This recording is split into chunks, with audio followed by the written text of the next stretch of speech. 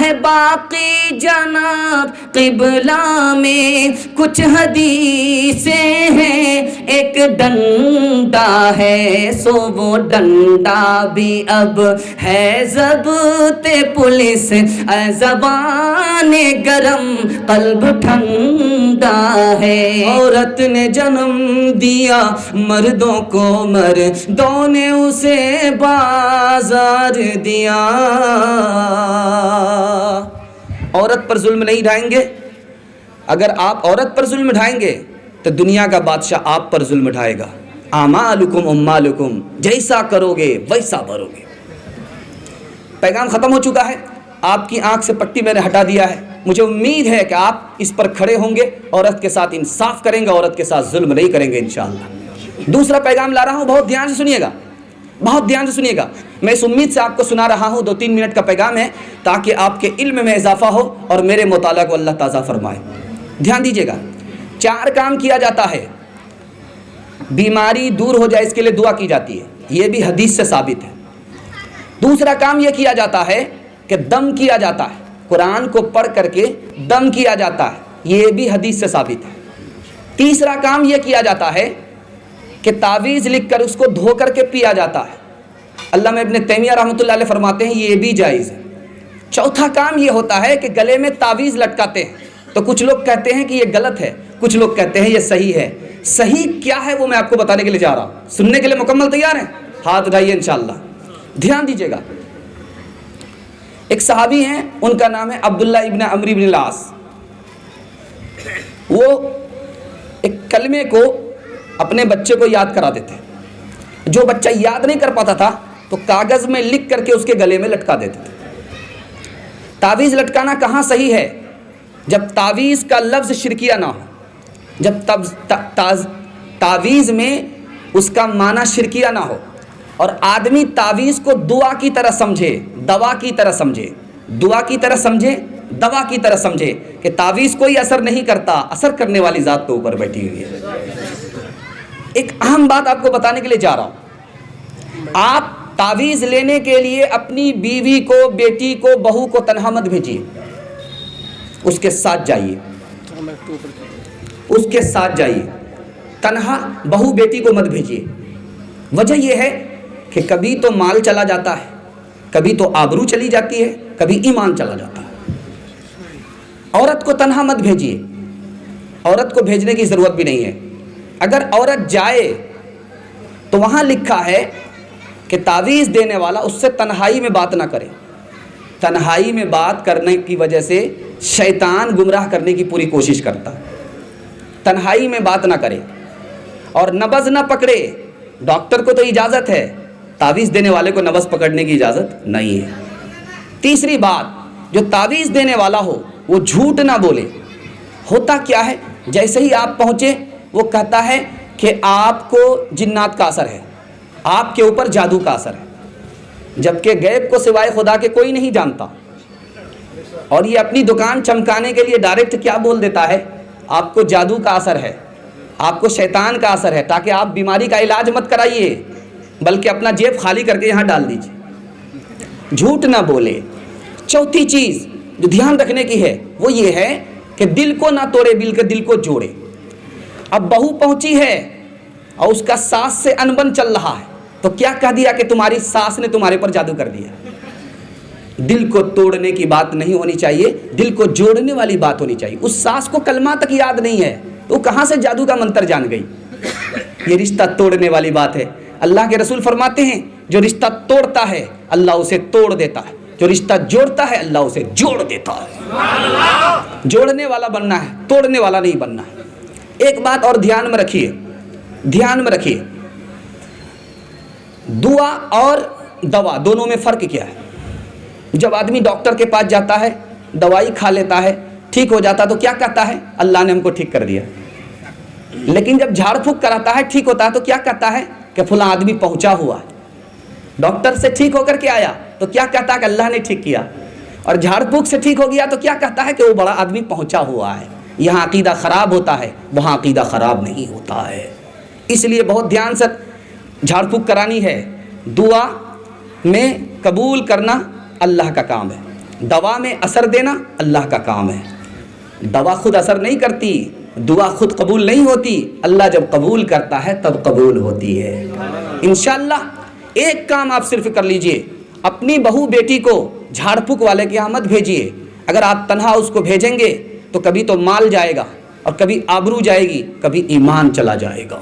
اللہ آپ سے پوچھے گا کہ آپ نے غیر محرم کو غیر کے یہاں بھیجا اور خود نہیں گئے اور ایمان چلا گیا, اس کے ذمہ دار آپ ہوئے ہو. ایمان ہے تو سب کچھ ہے, ایمان چلا گیا تو کچھ نہیں بچے گا. انشاءاللہ ایمان کو بچائیں گے, ہاتھ اٹھائیے انشاءاللہ. اب نہ جنگی علم اب نہ جھنڈا ہے, صرف تعویذ ہے اور گنڈا ہے. کیا ہے باقی جناب قبلہ میں, کچھ حدیثیں ہیں ایک ڈنڈا ہے. کیا ہے باقی جناب قبلہ میں, کچھ حدیثیں ہیں ایک ڈنڈا ہے. سو وہ ڈنڈا بھی اب ہے ضبط پولیس, زبان گرم قلب ٹھنڈا ہے. بہت تیزی کے ساتھ یہ دوسرا پیغام نکل گیا.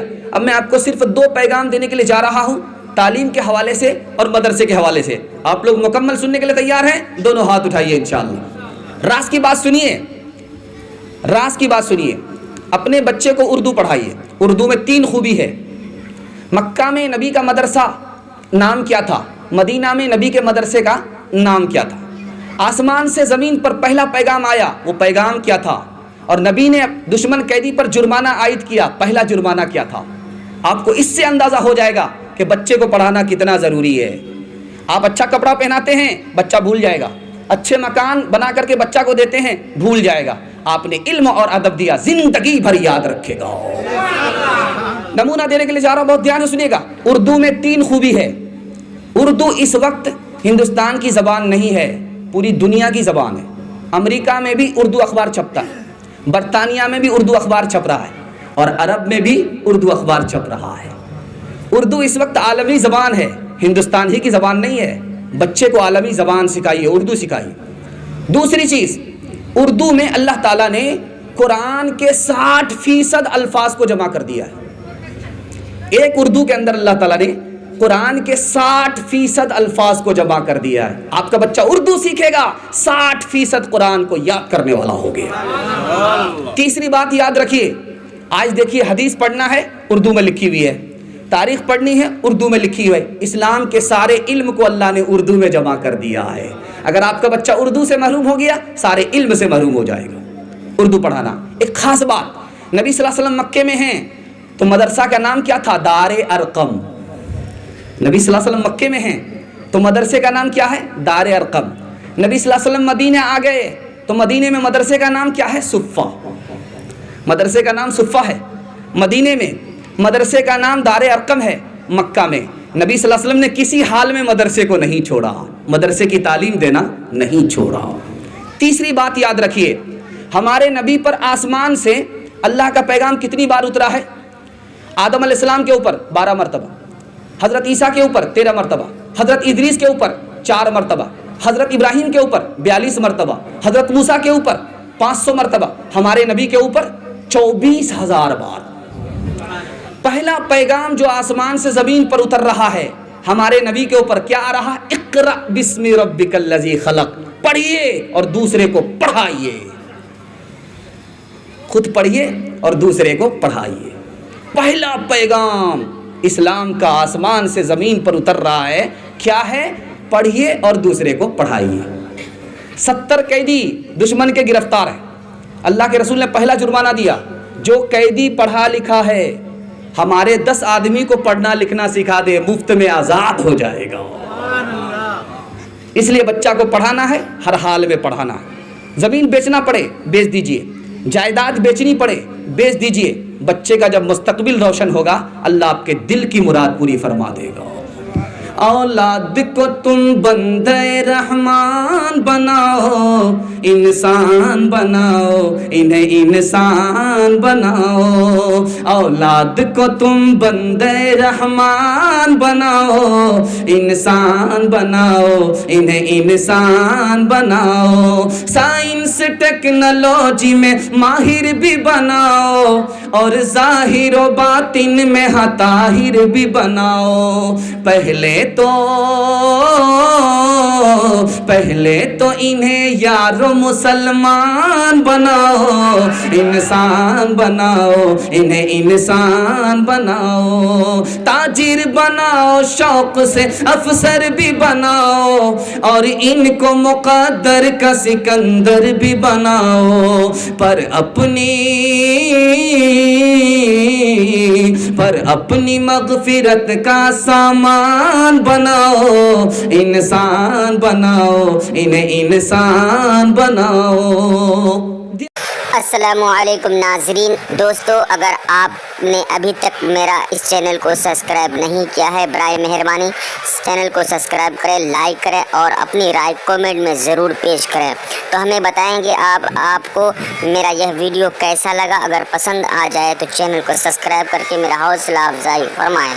ملتے ہیں اگلے ویڈیو میں، خدا حافظ۔